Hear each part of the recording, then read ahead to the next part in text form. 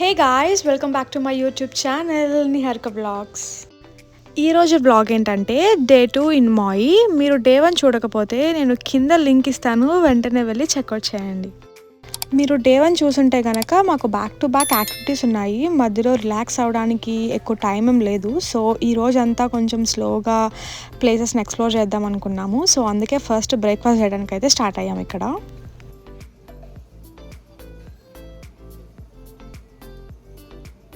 మేము ఇక్కడ French toast, coffee and croissant order చేసాము. ఫుడ్ అయితే పర్లేదు, బాగానే ఉందనిపించింది.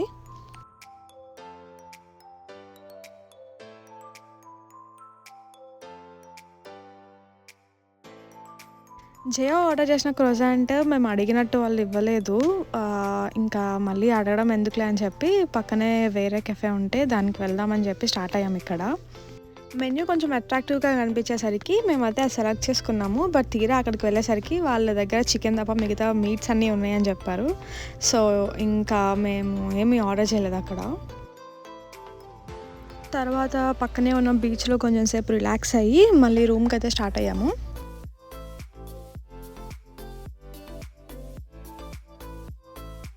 మేము స్టార్ట్ అయ్యేసరికి ఆల్మోస్ట్ లంచ్ టైం అయిపోయింది. సో మేము గూగుల్ రివ్యూస్ చూసి ఒక థాయ్ రెస్టారెంట్కి అయితే వెళ్ళాము, విచ్ ఈజ్ ఇన్ లహైనా.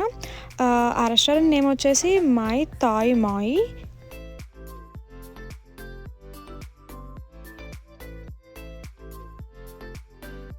అక్కడ ఫుడ్ అయితే బాగుంది, బట్ కస్టమర్ సాటిస్ఫాక్షన్ అయితే కంప్లీట్ జీరో.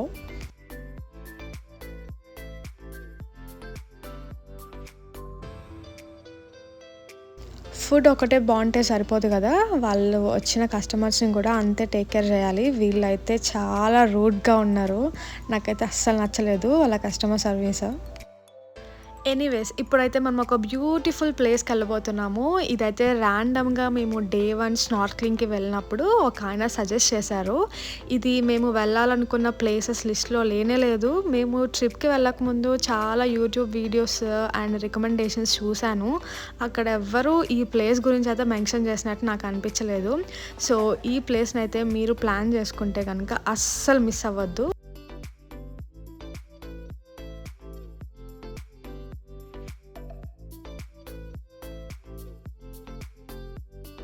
మీరు కూడా నాలాగా నేచర్ని ఎంజాయ్ చేసే వాళ్ళైతే మీకు ఈ వీడియో బాగా నచ్చుతుంది.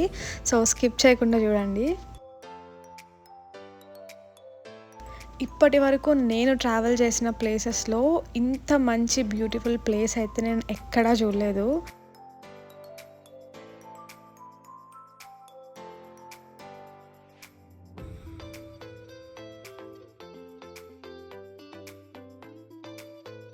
నేను ఇంకా ఇలాంటి షార్ట్ వీడియోస్ నా ఇన్స్టాగ్రామ్లో చాలానే పోస్ట్ చేశాను. సో మీకు కనుక ఇంట్రెస్ట్ ఉంటే డిస్క్రిప్షన్లో లింక్ ప్రొవైడ్ చేస్తాను, వెళ్ళి చెక్అవుట్ చేయండి.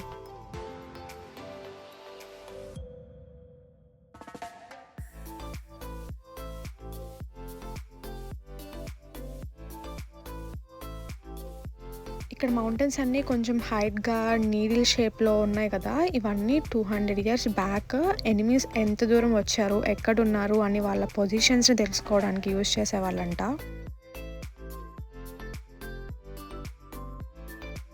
ఇక్కడైతే జామకాయ చెట్లు మన ఇండియాలో రోడ్డు పక్కన పిచ్చి చెట్లు పెరిగినట్టు పెరుగుతున్నాయి. టన్స్ అండ్ టన్స్ ఆఫ్ జామకాయలు ఉన్నాయి అసలు. ఫస్ట్ అయితే ఒక 1/2 mile ఉంటుంది మనం మౌంటైన్ పైకి వెళ్ళడానికి. మళ్ళీ బ్యాక్ రిటర్న్ వచ్చేటప్పుడు మనకు ఒక చిన్న హైక్ ఉంటుంది. అక్కడ నుంచి ట్రావెల్ చేస్తే వాటర్ ఫాల్ దగ్గరికి వెళ్తాము.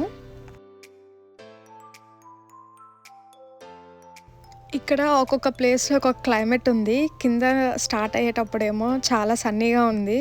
హాఫ్ వే మౌంటైన్ పైకి వెళ్ళేసరికి చాలా క్లౌడీగా అనిపించింది. అండ్ దెన్ టాప్కి వెళ్ళేసరికి ఏమో వర్షం పడుతుంది. ఇక్కడ ఒక చిన్న టిప్ ఏంటంటే, మీరు కనుక Hawaii or any other islands plan చేసుకుంటుంటే వింటర్కి యూజ్ అయ్యేవి, సమ్మర్కి యూజ్ అయ్యేవి రెయిన్ కోట్స్ అన్నీ ఒక దాంట్లో ప్యాక్ చేసుకొని కార్లో పెట్టేసుకుంటే, and also 1 pair of normal clothes and swim suit పెట్టేసుకుంటే కనుక మనం ఏ ప్లేస్ కన్నా బిందాస్గా వెళ్ళిపోవచ్చు. ఇక్కడ చూసారా, మళ్ళీ క్లైమేట్ అంతా సన్నీ అయిపోయింది. మేము డే 1 ఒక ప్రైవేట్ మ్యాంగో ఫామ్ చూసాము, బట్ వెళ్దాం అనుకున్నాం, కుదరలేదు. అందుకని చెప్పి డే 2 వెళ్దామని ఈరోజు అయితే వెళ్తున్నాం అక్కడికి.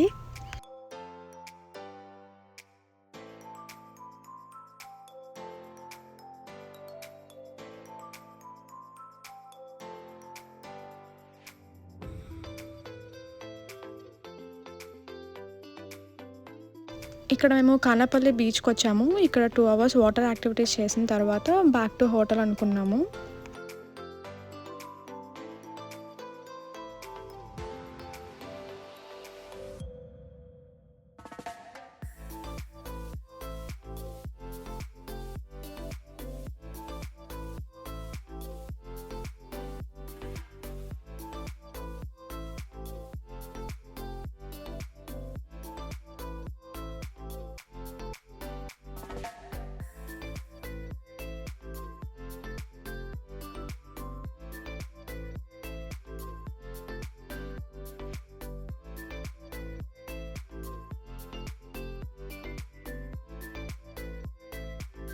ఇక్కడ షోర్ ఏరియా చాలా తక్కువుంది. అది మాకు చాలా అన్‌కంఫర్టబుల్‌గా అనిపిచ్చింది. అందుకని చెప్పి కొంచెం సేపు అలా బీచ్‌ని ఎక్స్‌ప్లోర్ చేసి, మళ్ళీ మా హోటల్ దగ్గర ఉన్న బీచ్‌లోనే స్విమ్మింగ్ చేద్దామని చెప్పి స్టార్ట్ అయిపోయాము.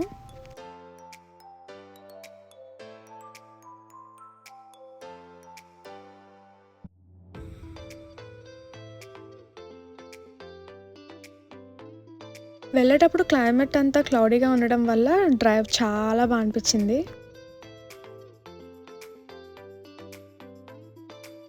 ప్రీవియస్‌గా మా ఫ్లోరిడా ట్రిప్‌లో ఇట్లా బీచ్‌లో దిగిన తర్వాత చిన్న చిన్న బగ్స్ బైట్ చేస్తున్నట్టు అనిపిచ్చింది. సో, అట్లాంటి ఎక్స్‌పీరియన్స్ మళ్ళీ అవ్వద్దని చెప్పి ఇక్కడ నేనైతే ఈ క్రీమ్ యూజ్ చేస్తున్నాను.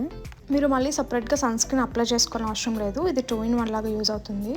నేను సాల్ట్ వాటర్‌కి ఎక్కువగా ఎక్స్‌పోజ్ అవ్వడం వల్ల ట్రిప్ నుంచి ఇంటికి వచ్చిన తర్వాత నాకైతే కొంచెం ర్యాషెస్ లాంటివి వచ్చాయి. మీరు అవి కూడా అవాయిడ్ చేయాలంటే నేను ఇక్కడ డిస్ప్లే చేస్తున్న క్రీమ్‌ని ఫస్ట్ చూపించిన క్రీమ్‌తో ఒక లేయర్ అప్లై చేసుకోండి. సో, మీకు ఇలాంటి ప్రాబ్లమ్స్ అన్నీ కొంచెం మినిమైజ్ అవుతాయి. ఇక్కడ చూస్తున్నారు కదా! ప్లేస్ చాలా బ్యూటిఫుల్ ఉంది. మేము అక్కడ 2 అవర్స్ అలా స్పెండ్ చేసాము. సన్‌సెట్ టైం కూడా అక్కడే ఉన్నాము. చాలా బాగుంది అప్పుడైతే ఇంకా.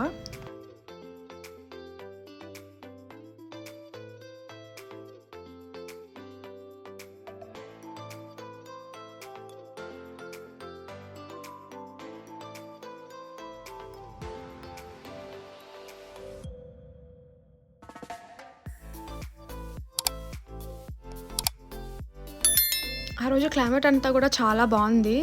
ఫస్ట్ డే అయితే చాలా సన్నీగా ఉంది. ఈరోజైతే కొంచెం క్లౌడీగా అయిపోయింది ఈవినింగ్ అంతా. మేము బీచ్ నుంచి బయటకొచ్చేసరికి ఆల్మోస్ట్ 7:40 అయిపోయింది. నేను ఫస్ట్ వ్లాగ్‌లో చెప్పినట్టు ఇక్కడ 8:30కే అన్నీ క్లోజ్ అయిపోతాయి. సో, మేము ఇంకా డైరెక్ట్‌గా ఫుడ్ తినేసి హోటల్‌కెళ్ళిపోదాం అన్నదే ప్లాన్.